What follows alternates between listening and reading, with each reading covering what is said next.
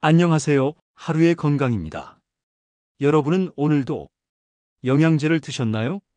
비타민 하나, 오메가3 하나, 홍삼 하나, 하루에 몇 가지씩 드시는 분도 계시죠? 그런데 혹시 이런 생각 해보신 적 있으신가요? 이걸 얼마나 오래 먹어야 할까? 계속 먹어도 괜찮은 걸까? 오늘은 우리가 자주 먹는 대표 영양제 8가지를 중심으로 오래 먹으면 어떤 부작용이 생길 수 있는지 실제 사례와 함께 안전한 복용법까지 친절하게 쉽게 알려드립니다. 이 영상은 서울아산병원, 식약처심평원 건강자료를 바탕으로 제작되었습니다. 정확한 정보 전달을 위해 실제 상담 사례와 의료 지침을 참고했습니다. 그럼 지금부터 순서대로 알려드리겠습니다. 1. 영양제를 오래 먹으면 왜 위험할까요? 첫째, 몸에 쌓이는 영양소가 있습니다. 비타민 A, D, E, 칼슘, 셀레늄은 몸에 쌓여 간과 신장을 손상시킬 수 있어요. 둘째, 복용 중이신 약과 충돌할 수 있습니다. 오메가3는 혈액을 묽게 하므로 혈압약, 아스피린과 함께 먹으면 출혈 위험이 커질 수 있어요. 셋째, 영양 불균형이 생깁니다. 아연이 많으면 구리가 부족해지고 칼슘이 많으면 철분이나 마그네슘 흡수가 방해될 수 있습니다. 2. 오래 먹으면 독이 되는 영양제 8가지. 첫 번째, 비타민 D. 뼈 건강과 면역력에 좋지만 너무 오래 복용하면 칼슘이 과하게 흡수돼 신장 결석이나 혈관 석회화가 생길 수 있어요. 복용법은 하루 한 알, 2에서 3개월, 복용 후 1개월 쉬기입니다. 실제 사례로 70대 남성 김모 씨는 고용량 비타민 D를 3년간 복용 후 신장에 결석이 생겼고 병원 진단 결과 비타민 D 과다 복용이 원인이었습니다. 둘 번째, 비타민 A. 눈 건강에 좋지만 지나치게 복용하면 간 수치가 올라가고 흡연자라면 폐암 위험도 커집니다. 복용법은 하루 한 알, 2개월 이상, 복용 금지입니다. 실제 사례로 60대 남성 이모 씨는 종합 비타민과 루테인을 함께 복용하다 간 수치 이상 진단을 받았고 중복된 비타민 A 성분이 원인이었습니다. 세 번째, 칼슘.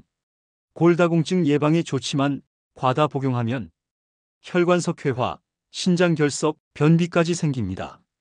복용법은 하루 한 알, 3개월 복용 후 1개월 쉬기입니다. 사례로는 60대 여성 박 씨가 4년간 칼슘제를 복용하다 심장 초음파에서 혈관 벽에 석회화가 발견됐습니다. 네 번째, 아연. 면역력에 좋지만 과다 복용 시 구리 결핍이 생기고 빈혈, 신경 이상이 올 수 있습니다. 단기 복용은 1에서 2주, 장기 복용 시는 하루 한 알, 기준 2개월 복용 후 1개월 쉬세요.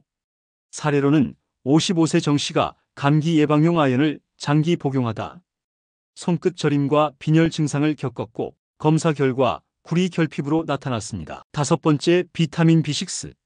신경 안정에 좋지만 오래 복용하면 손발 저림, 감각 저하, 말초 신경 손상까지 생길 수 있어요. 복용법은 하루 한 알, 2개월 이상, 복용 금지입니다.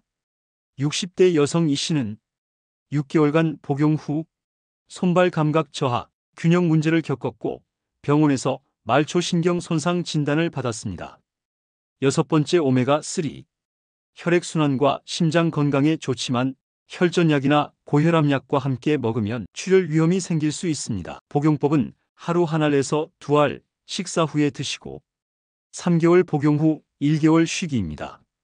사례로는 70대 남성 조 씨가 오메가3와 혈압약을 함께 복용하다 잇몸 출혈과 멍이 생겼고 혈액 응고 기능이 떨어진 상태로 진단됐습니다. 일곱 번째, 셀레늄. 항산화에 좋지만 오래 먹으면 탈모, 손톱 부러짐, 피로감, 우울 증상이 생길 수 있습니다.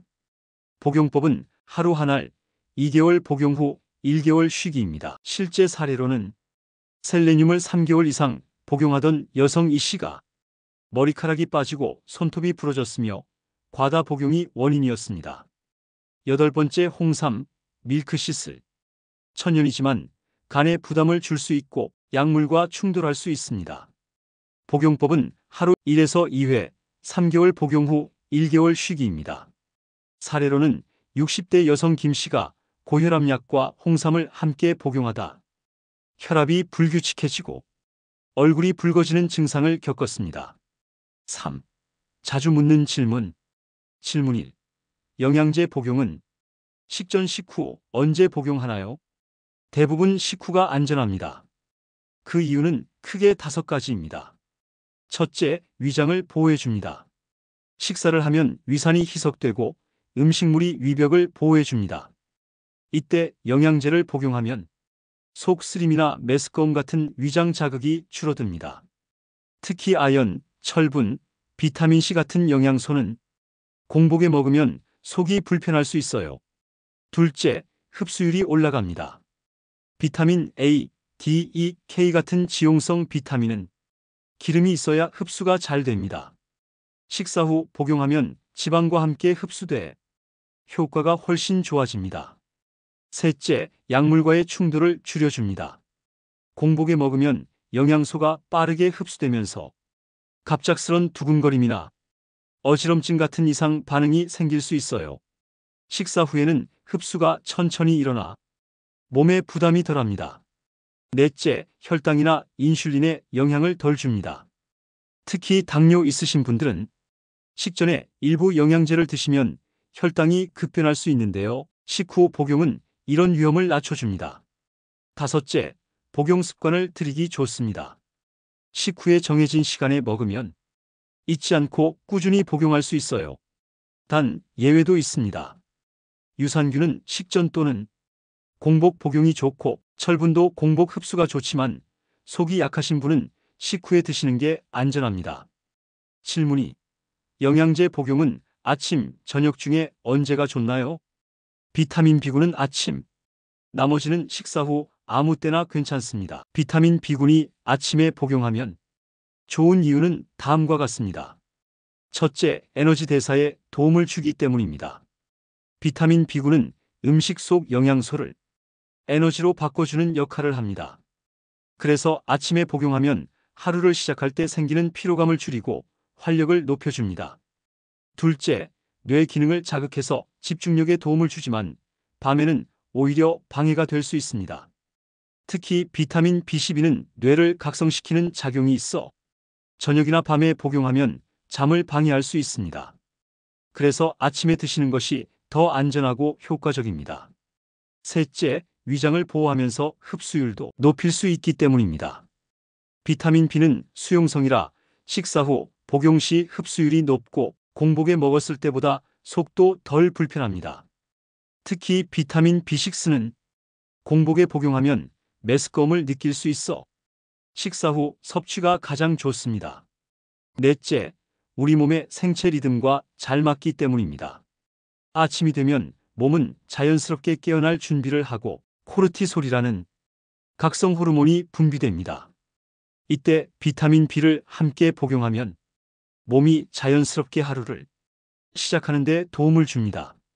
정리하자면 비타민 B는 아침 식사 후에 복용하는 것이 흡수율도 좋고 에너지 대사와 뇌 기능에도 도움이 됩니다. 무엇보다 밤에 드시면 오히려 수면에 방해가 될 수 있다는 점 꼭 기억하세요. 질문 3. 영양제 여러 개 함께 먹어도 되나요? 중복 성분은 피하고 시간은 나눠서 드세요. 이유는 다음과 같습니다. 첫째, 성분이 겹치면 과잉 섭취로 독이 될 수 있습니다. 예를 들어 종합 비타민과 루테인을 같이 먹으면 비타민 A가 중복될 수 있습니다. 비타민 A는 오래 과다 복용할 경우 간 손상, 시력 저하, 심한 경우 폐암 위험까지 생길 수 있어요. 또 종합 비타민과 칼슘제, 유제품을 같이 복용하면 칼슘이 과하게 쌓여 신장 결석이나 혈관 석회화, 변비 같은 문제가 생길 수 있습니다. 둘째, 영양소끼리 흡수를 방해할 수 있습니다. 아연을 많이 먹으면 구리 흡수가 방해되고 칼슘은 철분이나 마그네슘 흡수를 떨어뜨립니다. 철분과 칼슘을 동시에 복용하면 서로 흡수를 방해해서 효과가 떨어질 수 있어요. 즉, 많이 먹는다고 좋은 게 아니라 잘 조합해서 먹는 게 훨씬 중요합니다.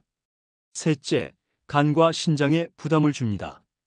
우리가 먹은 영양제는 간에서 해독되고 신장에서 배출됩니다.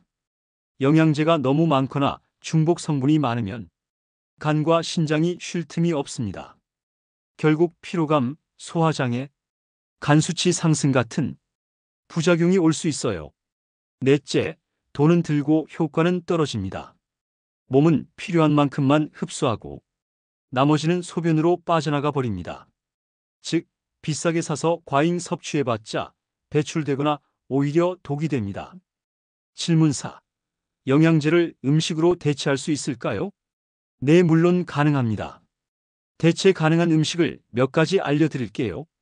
비타민 D는 연어, 계란, 햇볕 쬐기, 칼슘은 멸치, 두부, 우유, 아연은 굴, 소고기, 견과류, 셀레늄은 브라질너트 하루 한 알에서 두 알이면 충분합니다. 음식 먼저, 영양제는 보충용으로 생각하세요. 자연에서 오는 영양제가 우리 몸에 훨씬 이롭습니다. 5. 영양제보다 더 중요한 습관. 첫째, 하루 30분 걷기. 하루 30분 걷기. 생각보다 큰 효과가 있습니다.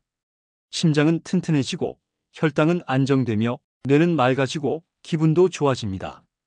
특별한 운동이 아니라 그냥 걷기만 해도 됩니다. 둘째, 물 충분히 마시기.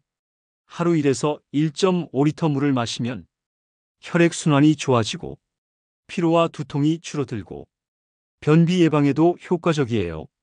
노폐물이 빠져나가고 피부도 촉촉해집니다. 셋째, 수면과 스트레스 관리. 잠은 우리 몸을 회복시키는 시간이고 스트레스는 모든 병의 시작입니다. 스트레스가 많으면 잠도 얕아지고 잠을 못 자면 몸이 더 지칩니다. 오늘 하루 마음을 편하게 그리고 숙면을 챙겨보세요. 좋은 습관이 좋은 영양제보다 더 중요합니다. 그럼 오늘 이야기 정리해 볼까요? 오래 먹으면 위험한 영양제 8가지 꼭 기억해 주세요. 첫째, 비타민 D. 둘째, 비타민 A. 셋째, 칼슘. 넷째, 아연. 다섯째, 비타민 B6. 여섯 번째, 오메가3. 일곱 번째, 셀레늄.